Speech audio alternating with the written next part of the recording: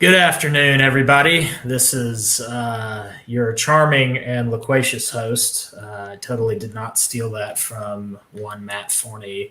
Dr. Bob, with my good friend Papa M here with me on this lovely spring Sunday afternoon. Papa M, would you like to say hello to the audience? Hello, hello. So, sorry, folks, that I've been away for a week or so. I was on vacation with family and was catching up on important stuff outside of live streaming. After all, I am a busy physician, as is my guest here today. So, Papa M, how did we first meet again? Oh gosh, it must have been just years ago in school, I suppose. What? Yeah, I guess that was like 2014, 2015, somewhere around then. So we've been friends now for a good 6 to 7 years. Yeah, Um, yeah, yeah. and Different parts of the country now, but we'll be. It's been a busy few years. Yeah, to say the least. So you're at the end of your training and you're going to be moving and finally getting that big doctor salary, I hear. Oh yeah, yeah. They're already paying me all kinds of stipends and bonuses since I already signed the contract. But yeah, it's exciting. That is exciting, man. Well, we can catch up on that later. So I'm going to do what I usually do in my William Buckley style of broadcast. And I just want to let you sort of take things away, and I'm going to ask good questions and maybe provide some analysis and commentary here and there. But you had several things on your mind that you wanted to talk about today. And so, if you'd like to take it away, Papa M, we are all ears. Sure. Well, it's when you get these corporate, sessions, lectures on microaggressions or whatever other BS they keep pushing. You have to arm yourself with some background knowledge, and it helps because most of the people who are parroting this stuff or talking about it, and of course, many of the people consuming it feel that there's something wrong. They can't quite put their finger on it. Why are we emphasizing all these, racial differences between people? Why is this sudden turn and interest in all these details happening now? And it helps to understand the background of these ideas, where they come from, critical theory, the Frankfurt School, uh, the early Marxists who wanted the early sort of neo-Marxist theorists who wanted to admit defeat to capitalism and work to recapture the institutions and the culture. This was the stated goal of thinkers like Antonio Gramsci, who recognized that the Marxist dialectic of materialism overall isn't working, and that the revolution isn't going to be something that spontaneously, naturally occurs once there's a sufficient level of industrialization. And this was something Lenin also wrote about, that you had to have the intellectuals that push for this sort of thing. So a lot of the current academic posts, a lot of the, as we know, basically all our academic institutions have been completely captured by various forms of Marxism. Now, it's related to the original Marxist doctrine in the same way that maybe an end-differentiated tissue is related to some sort of basal progenitor cell. Sure. You can trace it back, but in reality, when you look at it maybe under a microscope or whatever, it's a completely different thing, functionally, structurally, et cetera, et cetera. So how do we get from there to here? and what are the core values and ideas that link these seemingly disparate structures together? Well, I think, as I was mentioning before the show started, a lot of this comes from a place of deep, deep pessimism on the left, because they admittedly, correctly ascertained that communism, Marxism had failed in delivering the materialist utopia that was If promised. if I may sort of jump in real quick, Papa M. I don't want to jump in too often, but I wanted to sort of, maybe back up and talk about, the history of Marxism and maybe the origins of the pessimism that you were going to talk about. So I read the manifesto maybe 3-4 years ago, and it seems that Marx was writing in the 1840s, 1850s, early 1860s. That seems to be the window in which he is writing, and the industrialization of Europe was well underway at that time, and he is critiquing the lifestyle of the age, the oppression of workers who were being crammed into these large, unhealthy and unworkable factories, and that you had this class of industrialists at the top of the social hierarchy who'd replaced the old feudal structure, and that this was the present era that Marx was dealing with. And so he was trying to prognosticate, not only offer an alternative, but basically predict almost in prophetic terms that something was going to replace even this industrial world that he had seen grow up around him. That you had the old sort of primitive hunter-gatherer society, and that gave way to which was sort of primitive communism, and that gave way to an agricultural society that led to feudalism, and then feudalism gave way to industrialism. And then he was saying that something was going to come along and replace industrialism, and that would be the communist utopia. And not that there was going to be, it wasn't like this was something that necessarily had to be worked for or achieved, but it was just an inevitability. Would you say that is correct, Papa M? Yes, right. Marx's perspective was that this was a natural, inevitable historical trend. This was a natural dialectical development of the inherent contradictions in the system as it evolved. This was certainly his interpretation of Hegel's theory of history and dialectical development. So really, it's important to remember that Marxism draws on three kind of philosophical roots. One is Hegel and dialectics, although Marx made it materialistic, which is completely nonsensical. Hegel was an idealist primarily, and talked about how, the material structures of reality are really only a manifestation of the ideas and the ideals that transform themselves in sort of through the world. Well, that's neither here nor there. So Hegel, classical economics, so his labor theory of value, weird as it sounds, was really drawn upon some of these ideas from Adam Smith and other aspects of classical economics. And of course, French utopian socialism, the idea that, the workers in these industrial conditions are, deprived and suffering and all this, and we can create a better world if we all just have things that are more egalitarian and shared, et cetera, et cetera. An interesting aside, Hegel was actually on faculty at the University of Berlin at the same time that Friedrich Schleiermacher, who is the father of theological liberalism.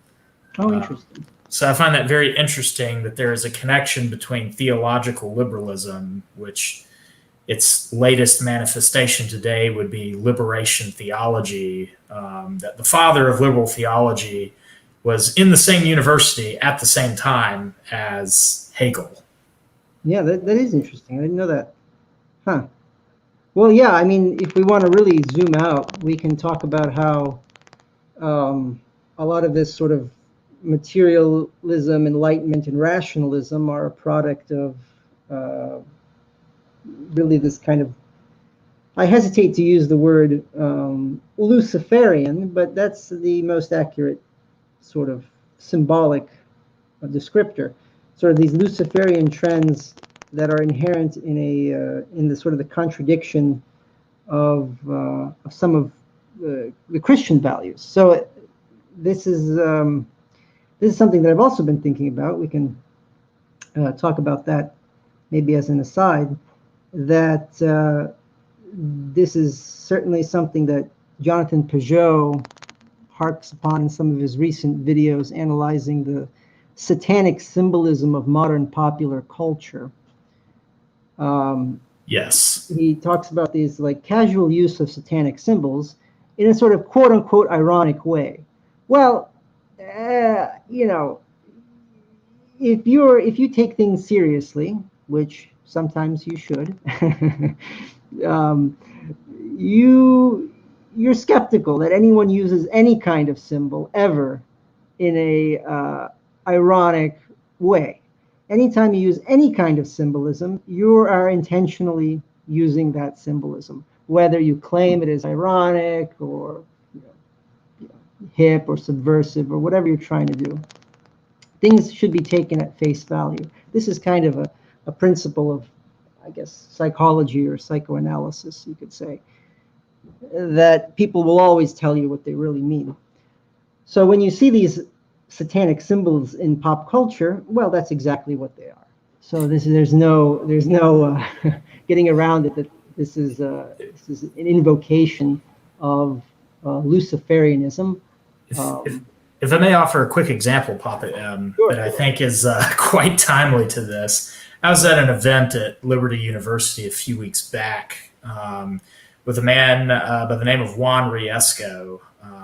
He's a mutual friend of mine, John Harris, from the Conversations That Matter YouTube channel, which is a sort of a reformed evangelical YouTube channel that's been chronicling the infiltration of wokeism into wider evangelicalism through organizations such as the Gospel Coalition, the Ethics and Religious Liberty Commission of the Southern Baptist Convention, as well as the Southern Baptist Convention at large.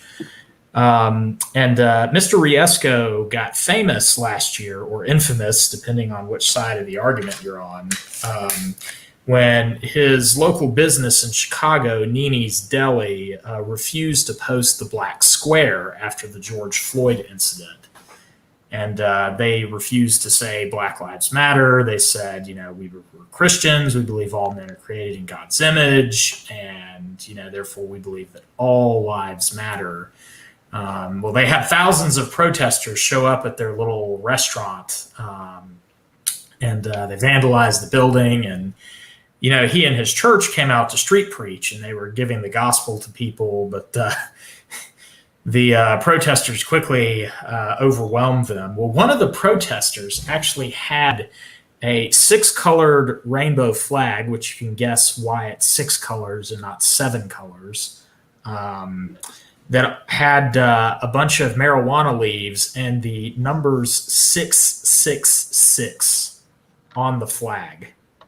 And so I think that is a prime example of somebody trying to ironically use this sort of Luciferian symbolism, protesting an explicitly Christian business, not necessarily realizing what they're doing.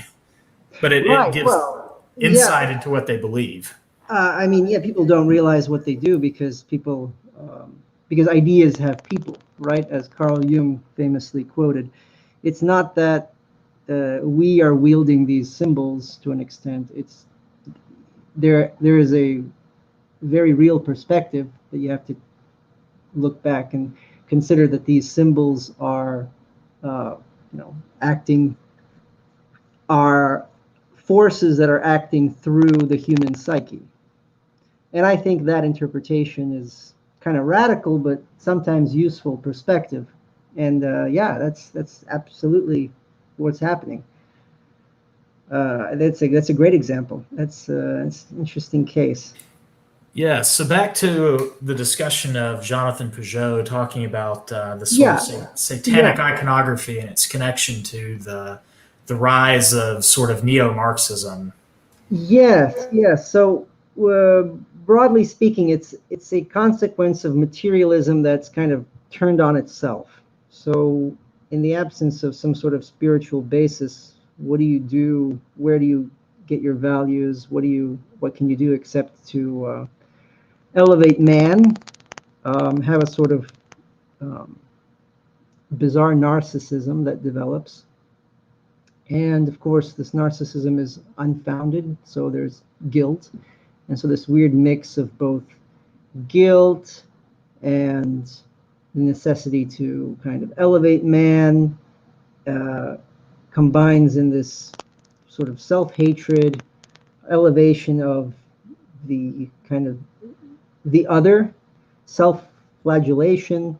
And that's a lot of where this stuff comes from. And sure, it's a response to um, the sort of, the West has no one to blame but themselves. So this stuff is a natural product of some of the contradictions of Western rationalism, because these things did come out of sort of postmodern critical theory. Uh, and you can use the principles of postmodern critical theory to undermine anything, except that which, sort of that which is the highest. If you don't, basically, if you don't have some sort of absolute principle, um, and by this I mean God, basically, if you don't have some sort of absolute principle to which you serve, there's no idea which is supreme. There's no value that is supreme. There's nothing to do, um, and that leads to the nihilism, the pessimism, the searching, the anguish, the guilt, the hatred, Yeah, all these feelings. sort Pardon? of a perverse Augustinianism. Yeah, that's a good way to put it. Yeah, and this all, I mean, this all makes symbolic sense. But going back to what I was saying, well, let me get my thoughts straight here. Uh, I was up late with my lawyer last night. I was just a bit.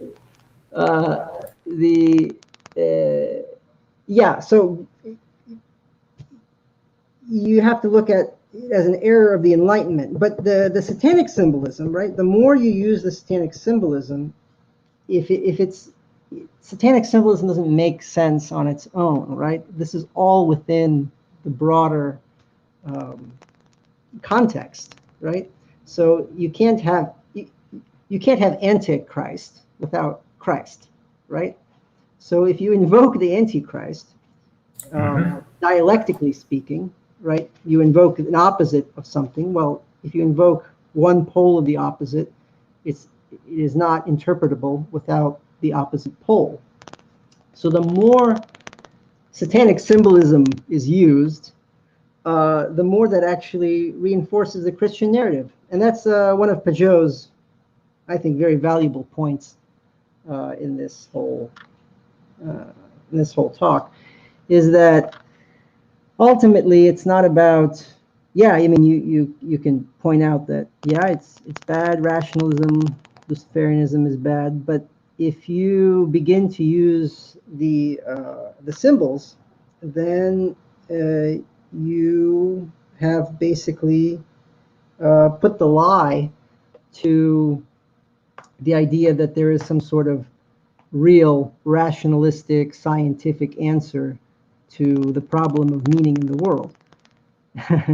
And that's why, interestingly, some of the biggest opponents of this wokeism, woke movement, are these like pretty typical kind of milk toast center left liberal atheist types.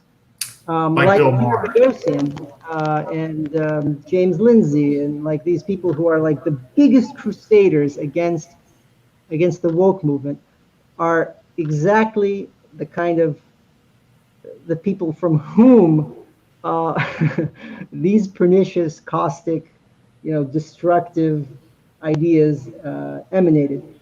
Like Bill Maher. Yeah, yeah. And now Bill Maher is like, oh, now he's complaining about it all the time, But back in the day, he was making the, religious and all these other, criticisms of, kind of the lame, square, traditionalist culture. It's all very, very funny Yes. to So, me. so I guess continuing on the narrative of sort of Marxism and the origins of this, um, my understanding is that the great sort of dashing of the hopes of Marxism 1.0, as I like to call it, sort of classical Marxism, was World War One. That the Marxists were left with a big question after the First World War, in that their theory held that one day the working class, the proletariat, would rise up throughout the world and overthrow sort of the bourgeois industrialists, regardless of nationality. And so they thought that the great conflagration that was coming, which I think there were a lot of people who sensed with the aftermath of the Napoleonic Wars and the Franco-Prussian Wars, that something bigger was on the horizon. That there was a great fear of a world war breaking out, because world wars had started to break out ever since the 7 Years' War. But that the Marxist prediction for who would be on what side failed. Instead of the proletariat in France teaming up with the proletariat in Germany, teaming up with the proletariat in England and Italy and wherever, that the proletariat ended up siding with the bourgeois class of their own nation state. Yeah, that's exactly right. These were sort of the term that they would use is false consciousnesses, right? This idea that instead of having a proper um, consciousness of oneself as a member of the proletariat class, having more in common with other international, French worker and a German worker have more in common than the French worker and the French capitalist. That's exactly right. That's kind of the argument was that these nationalist ideas represent a false consciousness. Any cultural beliefs are false consciousnesses.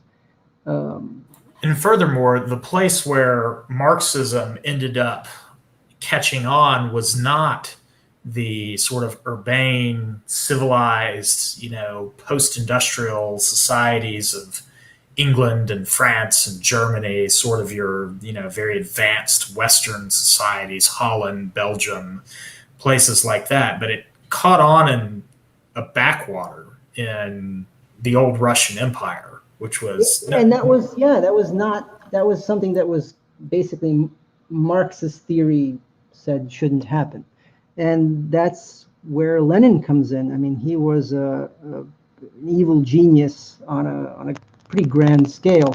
He was able to pull off a revolution using really modern propaganda and political techniques in a country where no one thought it would be possible, just even based on the official theory.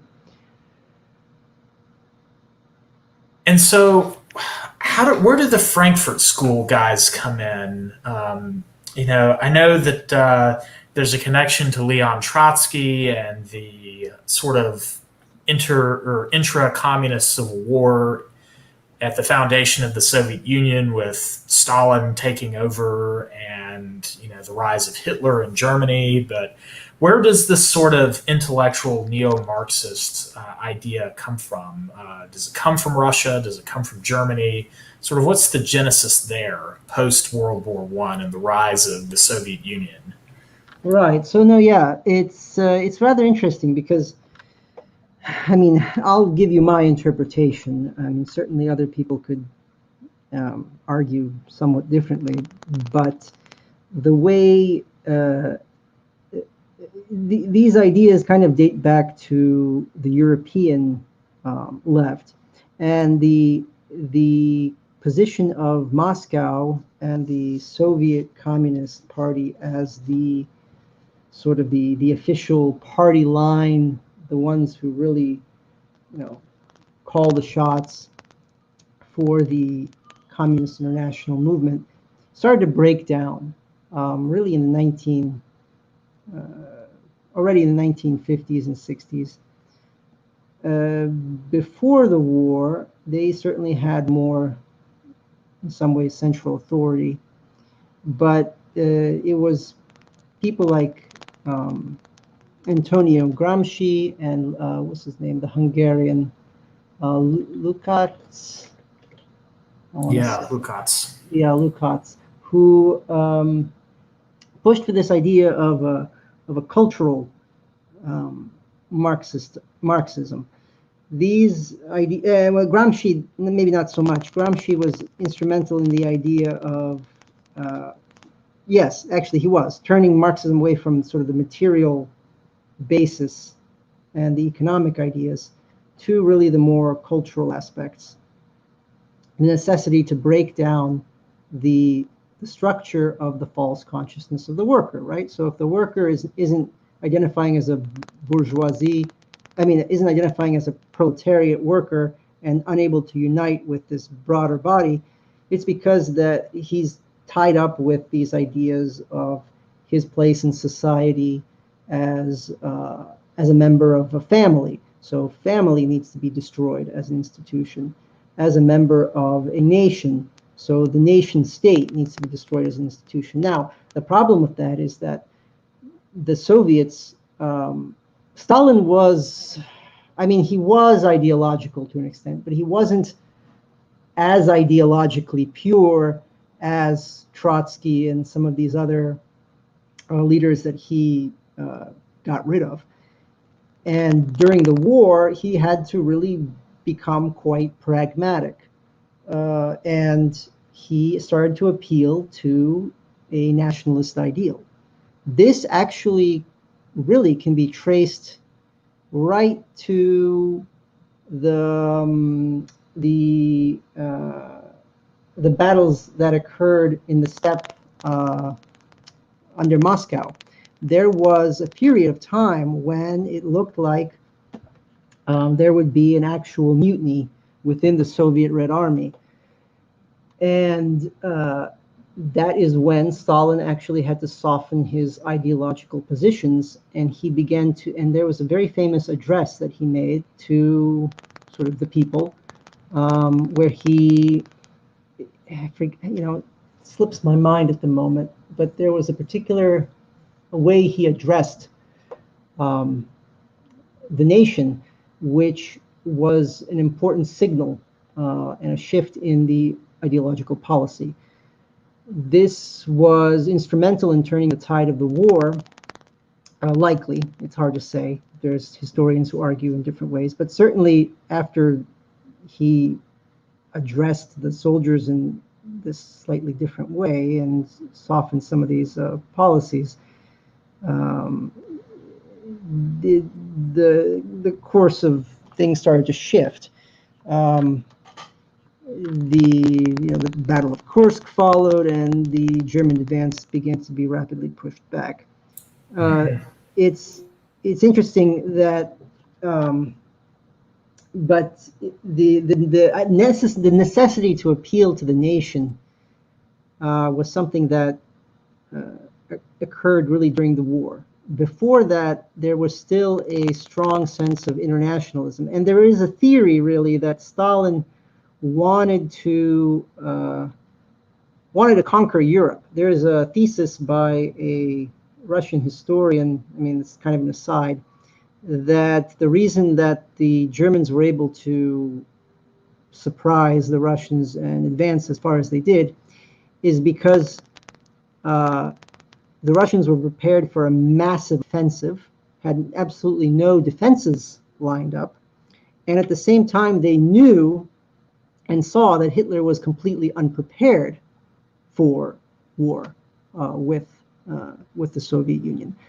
So they didn't even prepare a defense.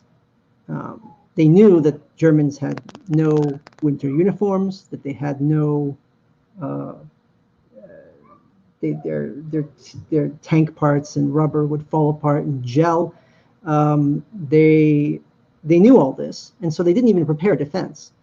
But Hitler, sensing that the attack was imminent, and the specific events were Soviet tank advances into Romania and Bessarabia on sort of this sort of southern front, that apparently tipped Hitler off to Stalin's intent, and was enough of a warning that Hitler began his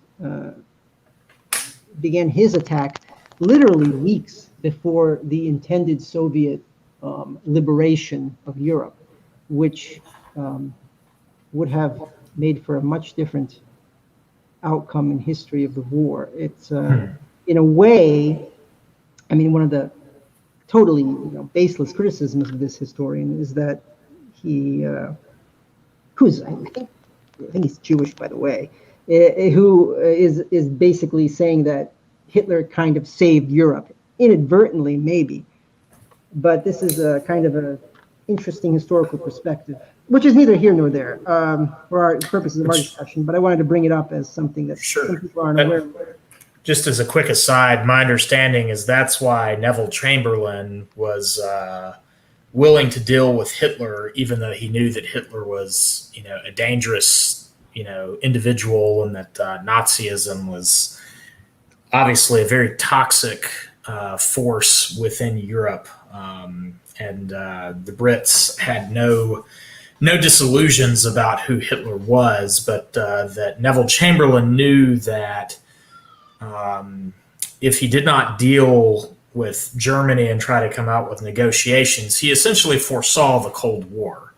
I believe that's Stephen Kotkin's conclusions, is that Neville Chamberlain saw the Soviet Union as a tremendous threat, even going back to the 1930s, and that he was essentially in a no-win situation.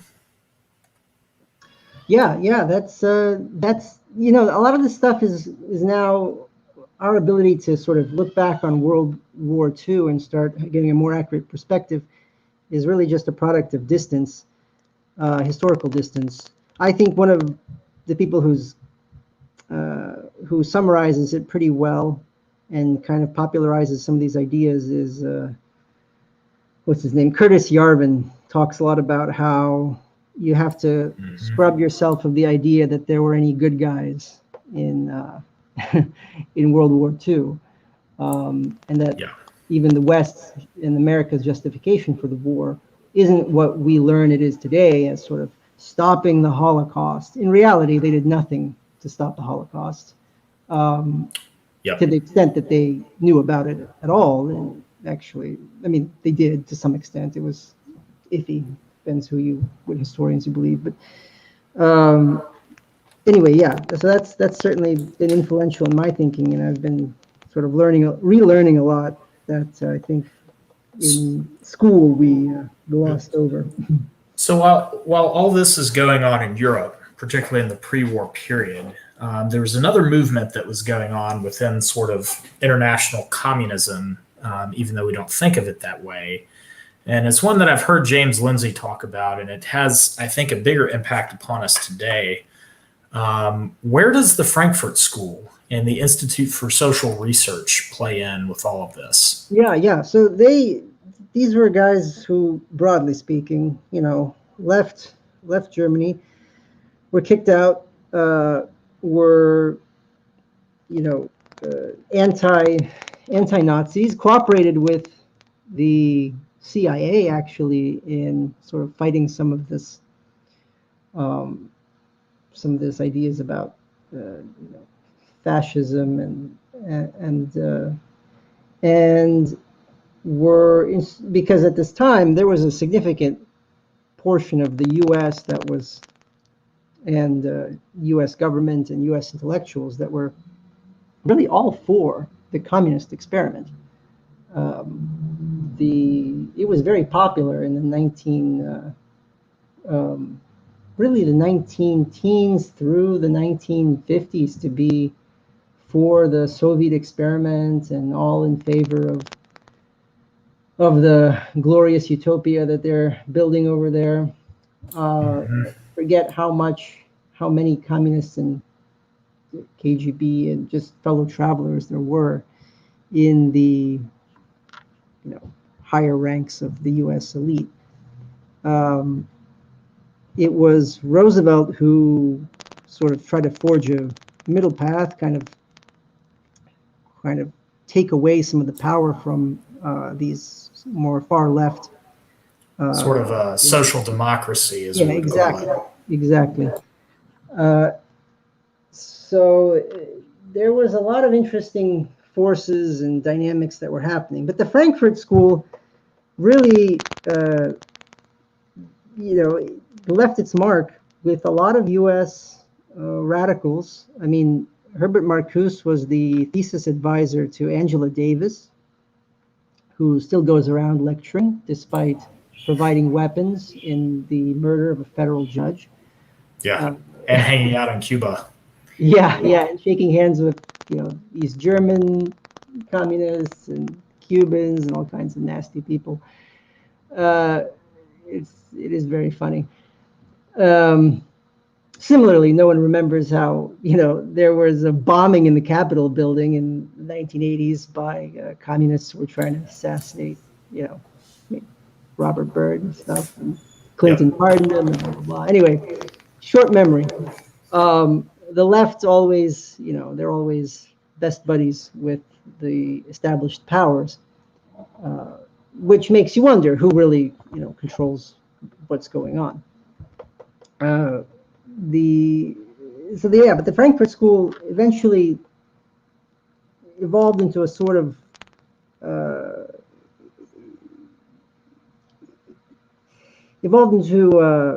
the use of with thinkers like his name escapes me. There's Habermas. He was probably the last of the Frankfurt School theorists, and probably the least kind of politically radical. He tried to turn critical theory into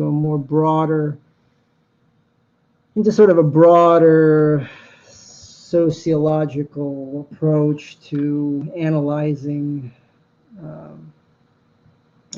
ideas and trends. But with this combination of postmodernism, along with the ultimate goal to bring down the institutions of society, and in Marcuse's words, really, he had this weird idea about what his ultimate goal was. It was no longer Marxist utopia or material utopia, or even some of the ideas of Marx's ideas of being free from labor and free from specialization of labor. None of this crap. Marcuse was interested in this weird libidinal freedom. He was like this kind of. A lot of these thinkers were very influenced by Freudian psychoanalysis. Yes, I was about to say, it sounds very Freudian. Yes, exactly. So Freud, an interesting guy. Certainly he contributed a lot to practical psychoanalysis, psychology. He had some good insights, no doubt, but he didn't take it far enough, because once things started bumping up against sort of the ultimate questions, which is what Jung was interested in and what his, they ultimately broke up their long-standing professional relationship over.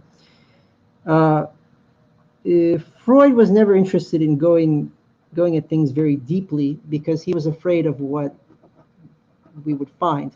He was always, a critic of religion. An atheist didn't want to, kind of would shuffle this ideas of, spiritualism into what he called like oceanic consciousness. This idea of the state of sort of both death and before birth.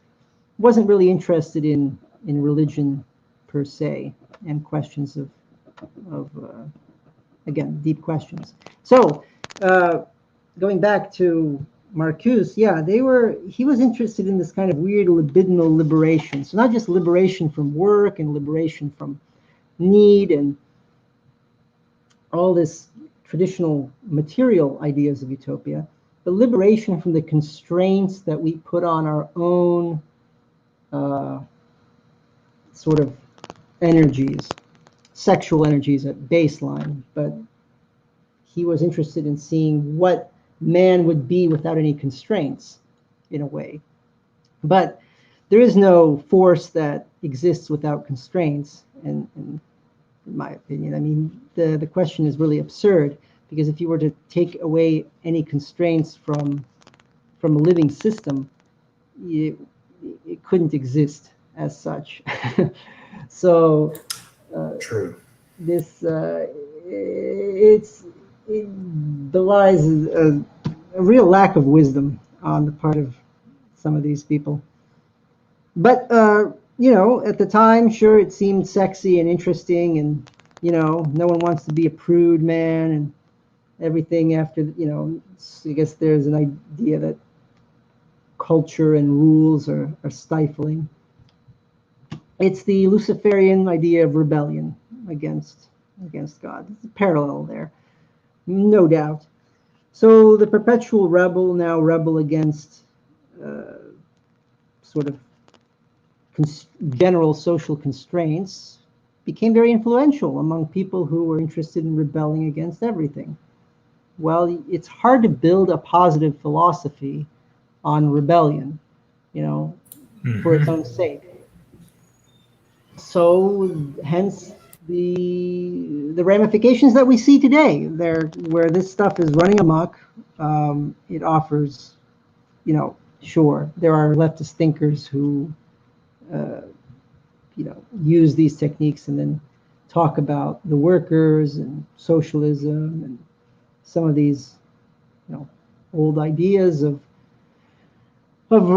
resent-filled egalitarianism, where people have stuff and I want some of that stuff, so of course I'm going to advocate for its expropriation and redistribution. But in reality, the fire is spent, I think, I hope, because a lot of this critical theory is just ultimately sterile and self-immolating. Unfortunately, though I think the fire is spent from a theoretical and an intellectual perspective, it seems that that is upstream from culture and society. So a couple of questions that I had is, why do you think these ideas of the Frankfurt School caught on in some of the most bourgeois institutions around, such as the universities, and then downstream from that, corporations? And what do you think led from the sort of old style Marxism 1.0 obsession with class and workers versus capitalists to what we see today with the idea of disaffected minority groups, whether that be racial minorities, sexual minorities, and others, against sort of the as I've heard it on my particular university campus, the cis heteronormative white Christian male patriarchy. And what do you think that shift has? How has that shift happened, and the impact that it's had in our universities and our corporations?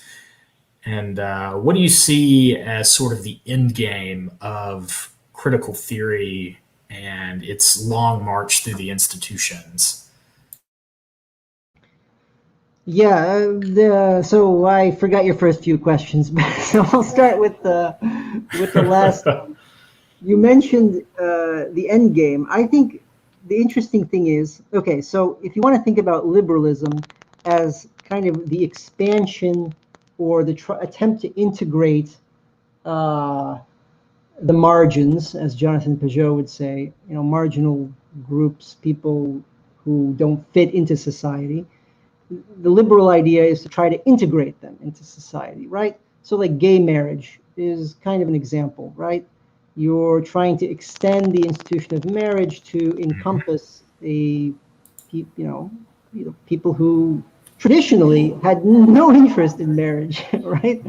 The Very ironic true. the ironic part is that, like, old school gays were, I mean, like the real kind of activist types were not interested in any of this stuff, and more power to them. I mean, that was their identity. It was partly derived from being the opposite or a reaction to this conventional society. It's fine. I begrudge no man their right to do this with the consequences that may follow. Um, Sure. the but what's happening now is that if you're going to elevate the margin in a way that now separates things, so again, the liberal idea was to try to integrate into a bigger common humanity. The what what all this is doing is really the opposite. And people point out that the more they push for racial identity groups, the more they're strengthening people who say, "Hey, I'm cis hetero Christian man. I've never really thought of myself as that as such." So now you've just generated a sense of consciousness in people call it, I don't know, what do you want to call it, white nationalism. Sure, that's that's why we see a rise in white nationalism, because it's a perfectly natural response to this identity game that's going on, and that's why all the liberals are flipping out, and ultimately I don't think that there's a way to counter it. I think that we're going to see the fracturing of society and the increasing concentration of power in sort of power and community in breakaway social groups. Religion is a great way of people cohering, so I think it bodes well for those who practice and maintain sort of a community of faith, whether they are Muslims, Mormons, Christians of any sort, or, religious Jews, whatever you want, whatever floats your boat. It's going to get stronger and be more delineated from common society, the common culture, as the common culture is destroyed by this phenomenon. Sure. Yeah. And that's something that I'm going to explore in other live streams, because I believe that common culture, at least in the United States and the Anglophone world, is this sort of Anglican Protestant, the sort of WASP culture that has been generated over the past 300 years that sort of reached its, zenith in the 1950s and then has been declining ever since. The other questions I had were, how did the Frankfurt School, the critical theorists, and their offspring come to take over, the universities, and then sort of downstream from that, the corporations and sort of popular culture. Yeah, that's one thing that I haven't. I mean, I'm sure I've heard various people's theories on, but that's something that I can't quite wrap my head around either, to the extent that, I mean, yeah, you certainly still see in the universities these sort of classical Marxists, you see the classical liberals, but I think it's because it's like cheap and stupid. I think this is just like a lowest common denominator phenomenon to an extent. it is kind of a weird, ideology that really plays on the emotions. Actually, you know what? I think Jonathan Haidt has the best analysis of this, in that he talks about how it really plays up this kind of quasi-religious, right? This sort of woke ideology fills a vacuum left by the absence of religion, in a very secular way. Who else talks about it? Peugeot especially likes to talk about how there are rituals now being clearly associated with absolution of guilt. The whole idea of like white guilt, of scapegoating, and I think the application of Rene Girard's ideas in this case are kind of useful, because these dynamics between the in-group, out-group, the talk of victim and perpetrator, all these things are very, very, very fundamental in the human psyche. Very, very deep. The idea of sacrifice and sort of utopia, all this stuff, it strikes a very archaic chord, something that certainly resonates with people when there's not something better, more evolved to fill. It sounds like a garden and a fall and brothers offering sacrifice before God in an attempt to appease in an attempt to atone for their sin. Oh yeah, those are all appropriate references, I think, because it contains it. Yeah, you're filled with intrinsic guilt. You have to believe in these ideas and apply them to yourself and castigate the non-believers. Yeah, I mean, James Lindsay talks about this ad nauseum, about how it's a cult. I think that's a pretty accurate approach. I don't know if that really explains why this particular cult has achieved the presence that it has in sort of the academic and corporate world. My own sort of intuition is that, again, there's something bigger going on, and that this is an idea that's manifesting itself through people rather than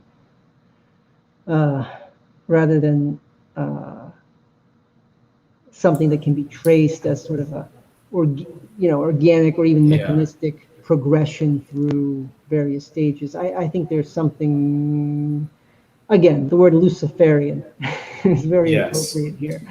I would love to, I'll give you my 2 cents on this, and then I'd love to talk about Jonathan Peugeot.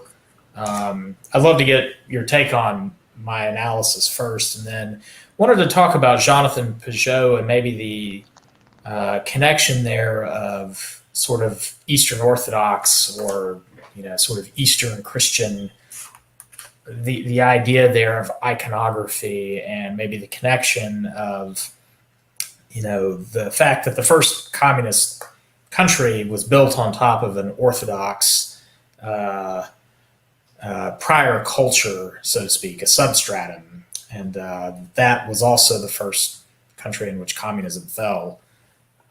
My idea is that, and I just, from my own life experiences, what I've read, as well as the confessional convictions I hold as a Reformed, sort of Calvinistic Protestant Christian, I think when the Frankfurt School guys got here in the 1930s, they saw this culture that was so prosperous, that was so happy and healthy, relatively speaking, to the societies that they'd immigrated from in Europe. And also that this society in the United States, even compared to Europe back then, was intensely religious, and that the kind of religion that existed was a form of Protestant Christianity that was very much non-magisterial. You had Baptists and Methodists and Presbyterians and Pentecostals and this very low church, what we think of very Americana form of evangelical Protestant Christianity. And these men hated that.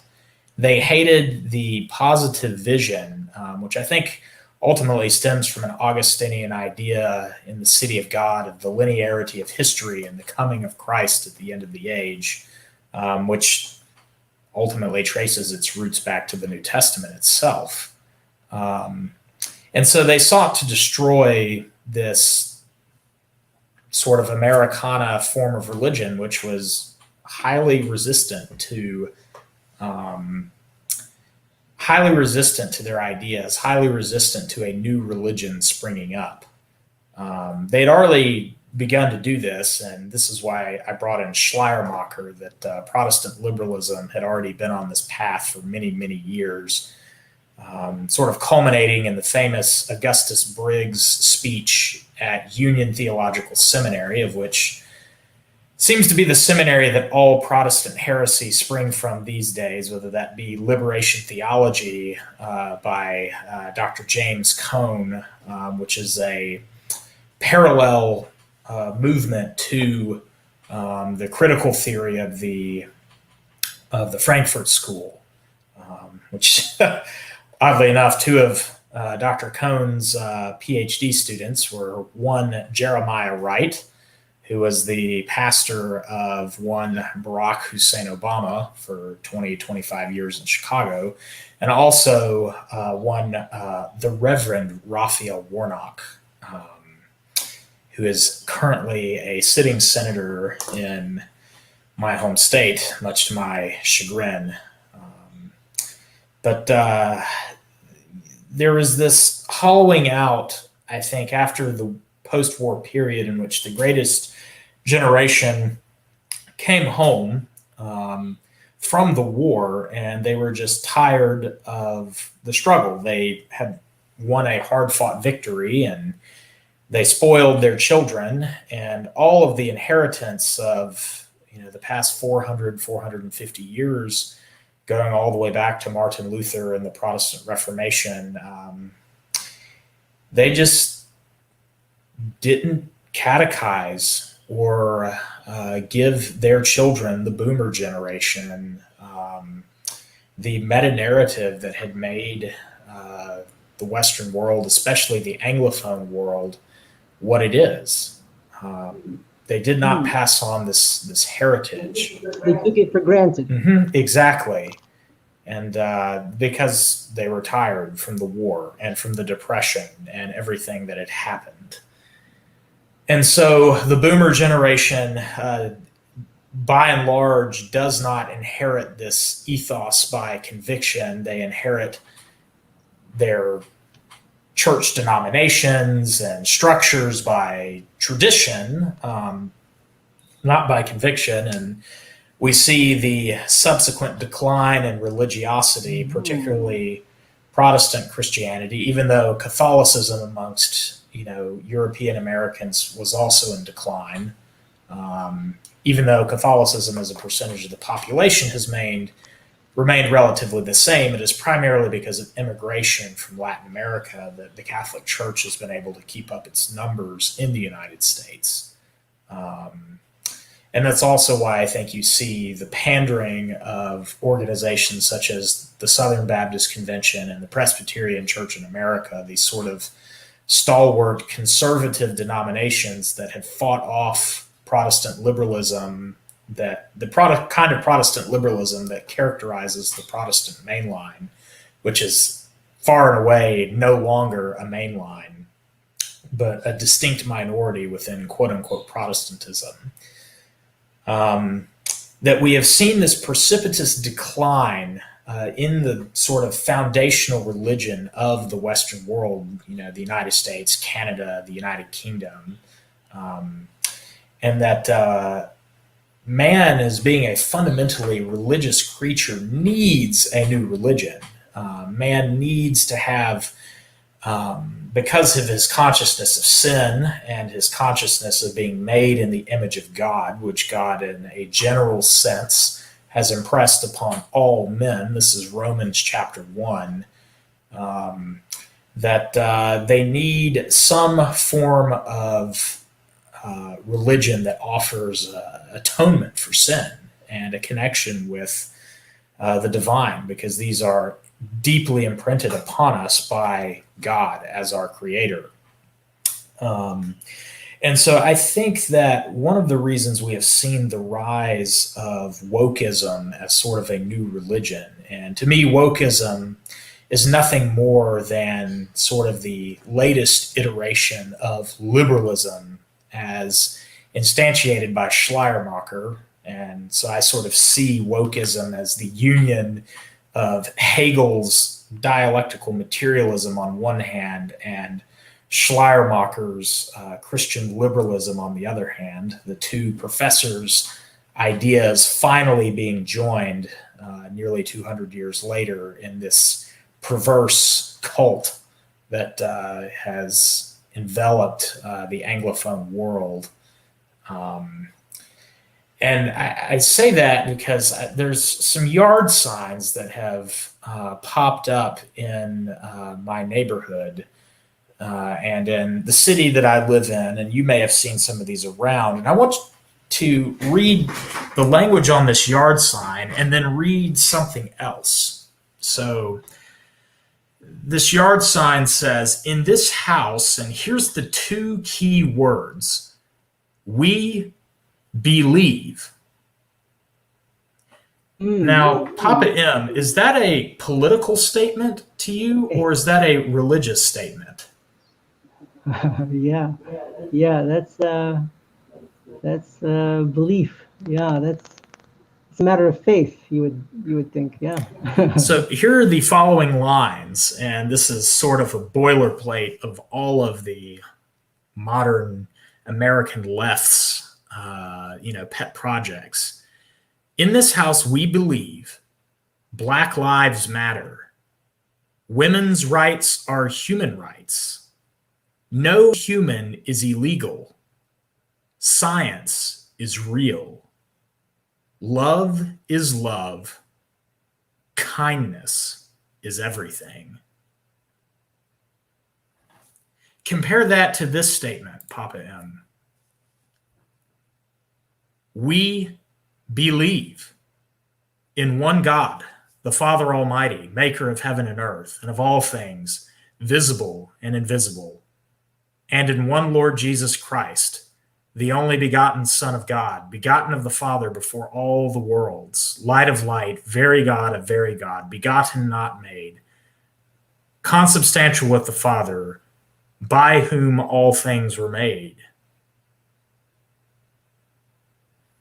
Do you see the parallel? Wow. Yeah. I mean, this is that's amazing. They have a direct, perversion of the creed. That's quite. Yeah.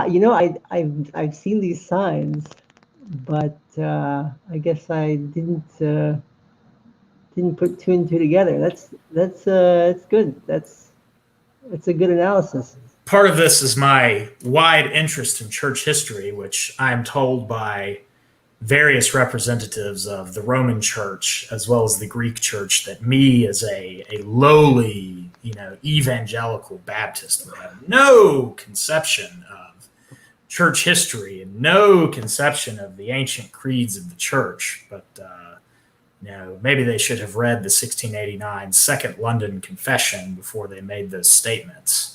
But I think it's very interesting. We look at the events of 2020 with the circumstance that we are not allowed to talk about on YouTube, in which I shall not, but of which you and I, both as physicians, are quite well aware, as everybody who has to put a mask on their face when they walk into a restaurant that is empty,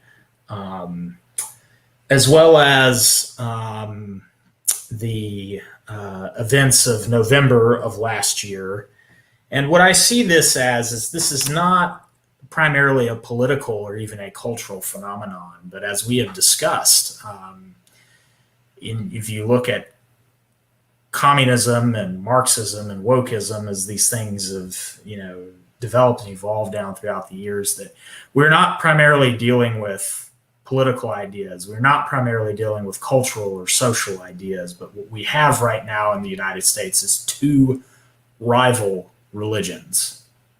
Mm-hmm. Yeah, that's an interesting take. I have to say that your analysis is thorough and interesting. It certainly weaves together some themes that we've been discussing and some takes. I mean, certainly I'm being a dirty foreigner, have less familiarity with sort of the American cultural milieu. Although I will say that with part of my in-laws' families, I clearly see the trends that you outline, and that's exactly what you describe. A generation of, weak men brought up during good times, leading to the current crisis, is the best way to describe the baby boomers. So maybe to finish up Papa M for our live stream today, and then I'd love to have you back on again. Oh, sure. I'm trying to get my guests from a wide variety of perspectives and topics, even though we're sort of we all believe in absolute truth and the perversity of this new leftist religion that has arisen in our midst. Part of the reasons I want to do this show and this channel is to bring together men from various different backgrounds and ways of thinking who are all engaged in this struggle together. That even if we may not be allies, even though I wouldn't say that about you and I, in every sense of the word, from ultimate sort of religious perspective, that we are all co-belligerents in this fight and this great struggle for our civilization against this cult that has taken root. The last question I had, just sort of returning to Jonathan Pageau, because I think his Eastern Orthodoxy is very key here. What do you think, in Jonathan Pageau's critique, he obviously, talks extensively about iconography and, this Luciferianism. I think he is sort of capturing the idea of, demons in the spiritual world on the one hand, and on the other hand, the energia or the energeia, depending on the pronunciation of God, which is a very Eastern concept. On the other hand, the energies of God working in the world. On the other hand, to combat that, what lessons do you think we can learn from the rise and fall of the Soviet Union, its interaction with the Orthodox Church, and maybe a way forward for us in the West as we deal with our own version of Marx's worldview? Oh, yeah. Wow. Well, it's certainly I'm no expert on the history of, even the modern history of the Orthodox Church. But the way that organized religion in general, well, the way that the communist sort of system in the end was able to, well, not even in the end. Yeah, I mean, after the initial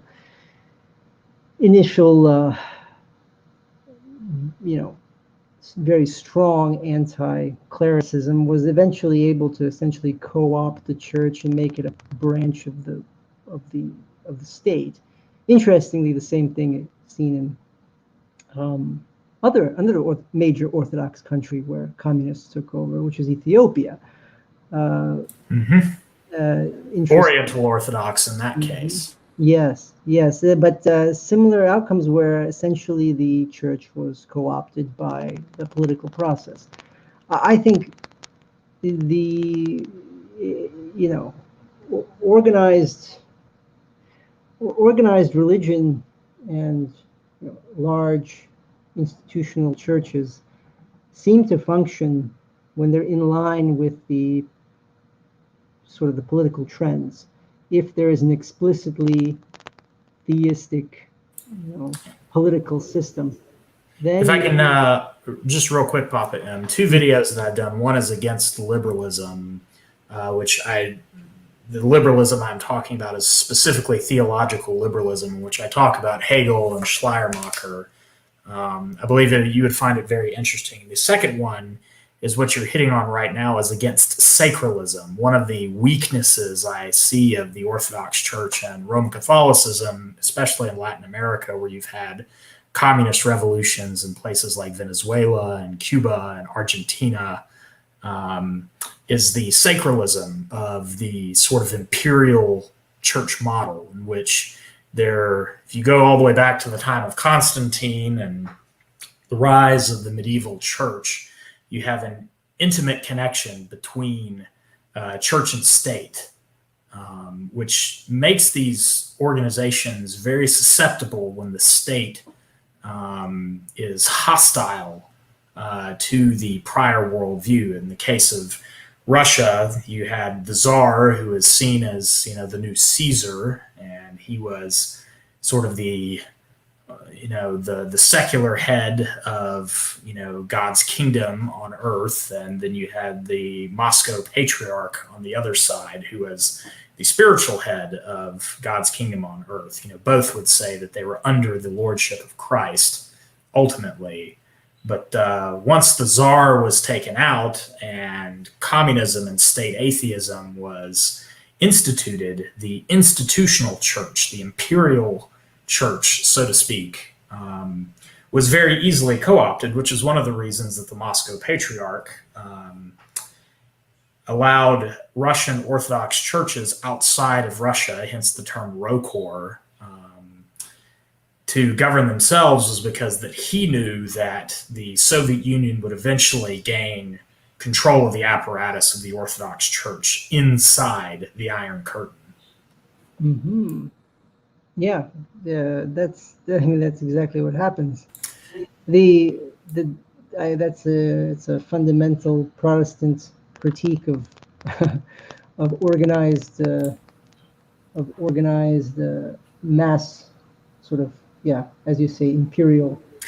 And if I may take that further real quick, Papa M, just to get your idea on this.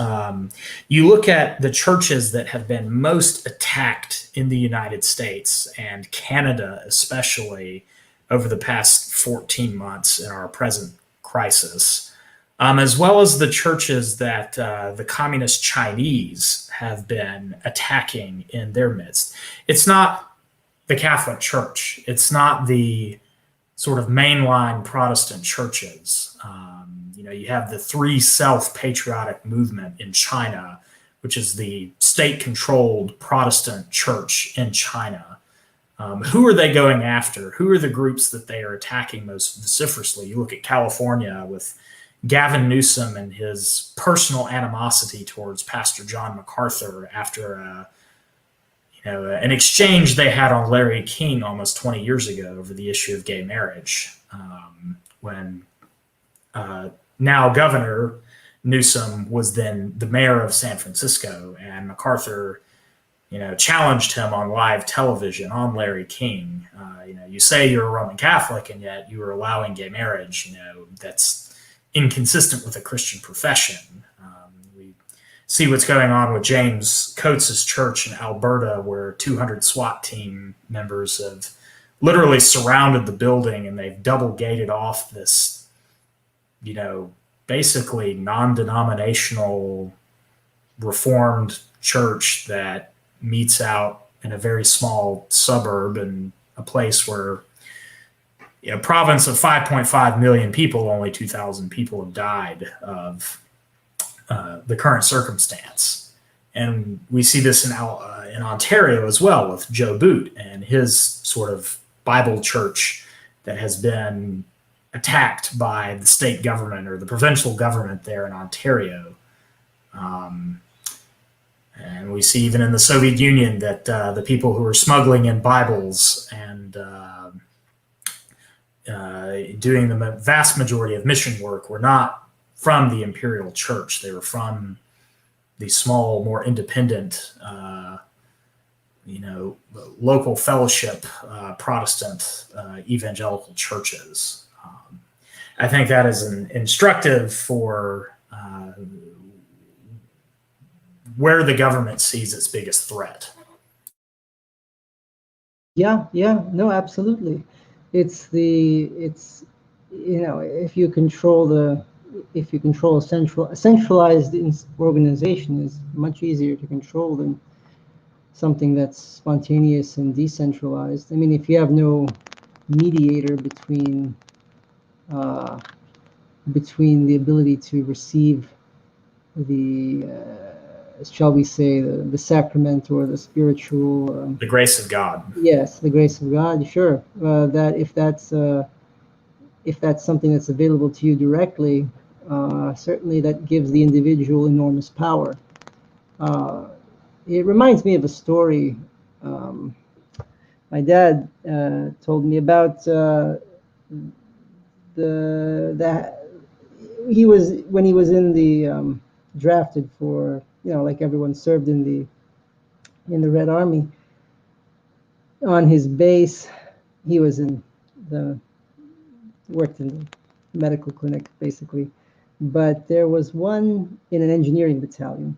But there was one man that was the happiest man he'd ever met, and that man was an evangelical Christian who would, this was towards the end, so he would actually, of the Soviet Union, so he would actually even, go out there and try to proselytize to some of the fellow,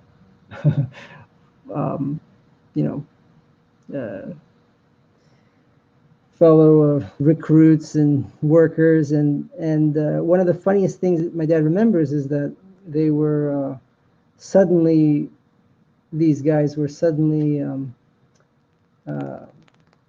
ordered to dig a new latrine, and it was Saturday night, and they're digging, it's like terrible work, and then suddenly midnight rolls around and it's Sunday. And so this guy, it's like, whoops, I'm off the clock, guys. And there's nothing anyone could do about it. And he was basically able to, through a conviction to his faith and being, genuinely nice and all that, they couldn't do anything with him. He was able to practice and maintain his faith in the light of a crumbling Soviet system and the Soviet army, which was also, falling apart at the time. But still, it was impressive to see the impotence and the rage and the frustration in the immediate overseeing officers, that someone who could just, follow the inner light in a way that no one else could.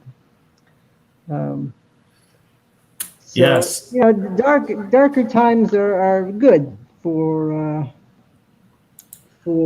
people who are able to maintain an inner light, and that's I think that's the most optimistic thing we can get at these days. Well, thank you, Papa M, for that. It's very interesting that you mentioned that, and it's not surprising to me at all that you would find an evangelical Christian in that circumstance who would be, I would say, the most devout and committed to his faith. And I would say that comes to the theological convictions, the idea that the evangelical movement within Protestantism is a non-sacral movement, and that very much emphasizes personal faith. And in its Reformed expression, the sovereignty of God, even over things that may be deemed evil in a temporal sense, but ultimately, even evil and horrible things can be used to God's glory and to his end. Before we end, I just wanted to read a quick verse that reminded me, or a couple of quick verses that that story reminded me of. And I think that that man probably would have had similar perspective on his mind. This is from Ephesians chapter 2, verse 1. And the text reads from the New American Standard Bible, "And you were dead in your trespasses and sins, in which you formerly walked according to the course of this world, according to the prince of the power of the air, of the spirit that is now working in the sons of disobedience. Among them we too all formerly lived in the lusts of our flesh, indulging the desires of the flesh and of the mind, and were by nature children of wrath, even as the rest. But God, being rich in mercy, because of his great love with which he loved us, even when we were dead in our transgressions, made us alive together with Christ. By grace you have been saved, and raised us up with him, and seated us with him in the heavenly places in Christ Jesus, so that in the ages to come he might show the surpassing riches of his grace in kindness toward us in Christ Jesus. For by grace you have been saved through faith, and that not of yourselves, it is the gift of God, not as a result of works, so that no man may boast. For we are his workmanship, created in Christ Jesus unto good works, which God prepared beforehand so that we would walk in them." Ephesians chapter 2, verses 1 through 10. All right, Papa M, I've really enjoyed this time tonight. Do you have any parting words for the audience and things that you would prognosticate that are going to be coming up in the coming months and years as we dive deeper into the current regime under which we are all currently being ruled by? Sure. Well, a man who wears the whole armor of God shouldn't be scared. I think that we have to focus and tend to needs of ourselves, our families, and I'm optimistic that things will see us through. I think the opportunity for building communities of like-minded individuals and families is essential, and it's going to be a natural process that occurs. I think we need to do the most to keep that up. I know plenty of people like yourself who are doing their part to create virtual communities, and now it's easier than ever. But ultimately, some of the phenomena that we are encountering and will encounter require more than a virtual community to stand up against. And it's difficult to create real communities, physical communities, but essential. I think that's the biggest challenge, and I think that's something that I'm going to have to focus on and decide how to do, where I'm going to be, and